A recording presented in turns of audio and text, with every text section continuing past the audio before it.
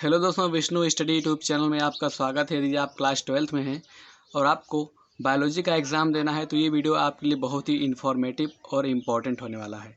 क्योंकि दोस्तों आज के इस वीडियो में हम क्लास 12th बायोलॉजी के टॉप 15 टॉपिक दोस्तों आज के इस वीडियो में हम कवर करने वाले हैं, जो आपके बोर्ड एग्ज़ाम के लिए बहुत ही इंपॉर्टेंट है और कंटिन्यू आपके पेपर में पूछे जाते हैं। तो दोस्तों आज के इस वीडियो में हम कंप्लीट जानेंगे वो कौन कौन से टॉपिक हैं जो आपकी बायोलॉजी के एग्ज़ाम में पूछे जाते हैं और इम्पॉर्टेंट है।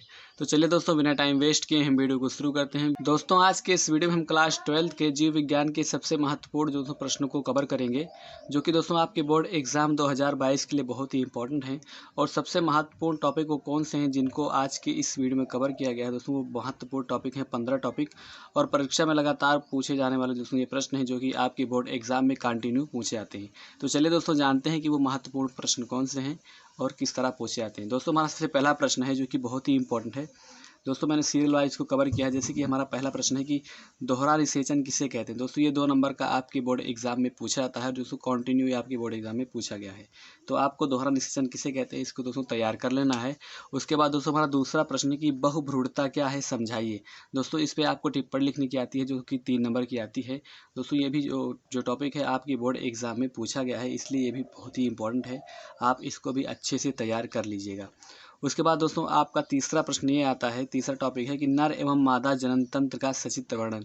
दोस्तों ये तो मोस्ट इंपॉर्टेंट टॉपिक है और आपके बोर्ड एग्जाम में पूछा ही जाता है। आपके बोर्ड एग्जाम में ऐसा पूछा जाता है कि नर एवं मादा यानी कि नर या मादा का आप जनन तंत्र का नामांकित चित्र बनाइए और उसको दोस्तों दर्शाना भी रहता है कि ये इसका पार्ट कौन कौन से होते हैं, दोस्तों उसको उसमें बताना भी रहता है।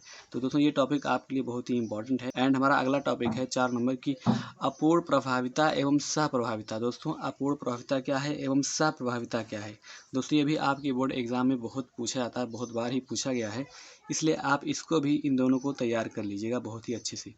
उसके बाद दोस्तों हमारा अगला प्रश्न है कि डाउन सिंड्रोम किसे कहते हैं। दोस्तों जो डाउन सिंड्रोम होता है वो आपके बोर्ड एग्जाम में 4 नंबर का पूछा जाता है, इसलिए दोस्तों आप इसको भी अच्छे से तैयार कर लीजिएगा कि डाउन सिंड्रोम किसे कहते हैं। दोस्तों बहुत ही सिंपल है, आप एक बार पढ़ेंगे तो आपको अच्छे से समझ में आ जाएगा और तैयार हो जाएगा। उसके बाद दोस्तों हमारा अगला टॉपिक ये है कि डीएनए फिंगरप्रिंटिंग, यानी कि डीएनए फिंगरप्रिंटिंग क्या है और इसका क्या उपयोग है। दोस्तों ये बहुत ही इंपॉर्टेंट टॉपिक है, इसको भी आपको तैयार कर लेना है। कम से कम ये आपके 2 से 3 नंबर का आपके बोर्ड एग्जाम में पूछा जाता है। उसके बाद दोस्तों हमारा अगला टॉपिक है कि आनुवंशिक कोड क्या है। आनुवंशिक कोड क्या है दोस्तों, आपको इसको भी तैयार कर लेना है। बहुत ही छोटा टॉपिक है बट बहुत ही इंपॉर्टेंट है। तो आपको आनुवंशिक कोड किसे कहते हैं इसको तैयार कर लेना है, आपकी बोर्ड एग्जाम के लिए इंपॉर्टेंट है। एंड दोस्तों हमारा सबसे मोस्ट इंपॉर्टेंट है जो कि है लैक ओपेरान किसे कहते हैं। दोस्तों लैक ओपेरान किसे कहते हैं इसको भी आपको तैयार कर लेना है और आपकी बोर्ड एग्जाम के लिए भी बहुत ही इंपॉर्टेंट है क्लास 12th में। उसके बाद दोस्तों हमारा अगला टॉपिक है मानव में रोग उत्पन्न करने वाले परजीवी। दोस्तों मानव में रोग उत्पन्न करने वाले परजीवी को आपको तैयार कर लेना है। ये भी आपके दोस्तों कम से कम दीर्घोत्तरी में आखिर 6 से 5 नंबर के आपके ये पूछे जाते हैं। जैसे दोस्तों हैजा हो गया, मलेरिया हो गया आदि दोस्तों बहुत प्रकार के रोग होते हैं, आपको उनको पढ़ लेना है कि कौन सा रोग किस जीव के कारण फैलता है और उसकी रोकथाम हम कैसे कर सकते हैं और दोस्तों उससे व्यक्ति कैसे संक्रमित होता है। आपको मानव में रोग उत्पन्न करने वाले परजीवियों को अच्छी तरह से तैयार कर लेना है कि वो कौन कौन से हैं।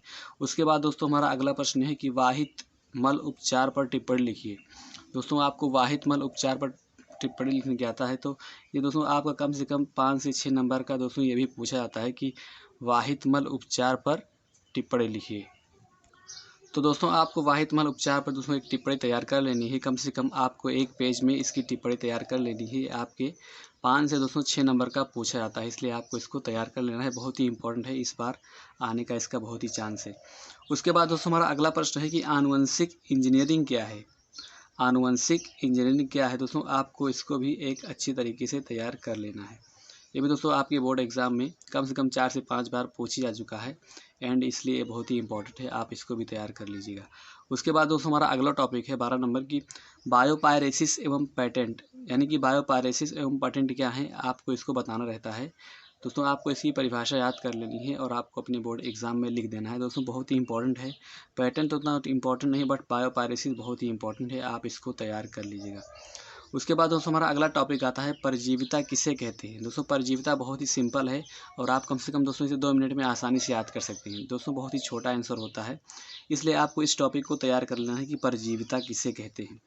उसके बाद दोस्तों हमारा अगला टॉपिक आता है कि रेड डाटा बुक या जैव विविधता, यानी कि आपको रेड डाटा बुक और जैव विविधता को दोस्तों तैयार कर लेना है। सबसे ज़्यादा दोस्तों आपका पूछा जाता है कि रेड डाटा बुक किसे कहते हैं या रेड डाटा बुक क्या होता है, समझाइए या बताइए। दोस्तों आपको इस टॉपिक को अच्छे से तैयार कर लेना है कि रेड डाटा बुक किसे कहते हैं।